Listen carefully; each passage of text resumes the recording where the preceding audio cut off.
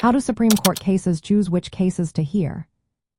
In today's legal landscape, many are asking how the Supreme Court decides which cases to take on. With the court's recent term underway, this question is more relevant than ever. Each year, the Supreme Court receives thousands of petitions from individuals and organizations seeking to have their cases reviewed.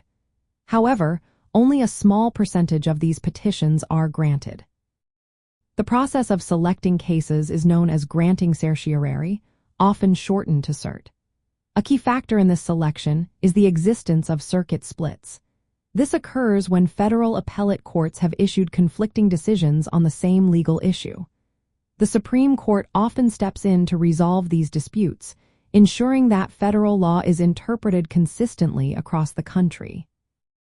Another important consideration is whether the case raises significant legal questions.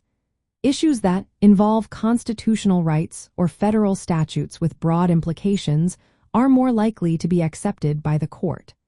The justices prioritize cases that have the potential to impact a large number of people or clarify important legal principles. Additionally, the court may choose to hear cases where lower courts have issued rulings that seem incorrect or inconsistent. This helps maintain the integrity of the judicial system. Moreover, if the federal government expresses interest in a case, the court may be more inclined to grant certiorari. Government involvement often signals that the case addresses important legal or policy questions. For a case to be heard, it must also have exhausted all lower court remedies. This means that the case should be ready for review by the Supreme Court without further appeals pending in lower courts. The decision to grant certiorari requires the agreement of at least 4 of the 9 justices, known as the Rule of 4. This rule ensures that minority viewpoints on the court can still have their cases heard. Recently, the Supreme Court has considered petitions related to asylum claims where different circuits applied varying standards of review.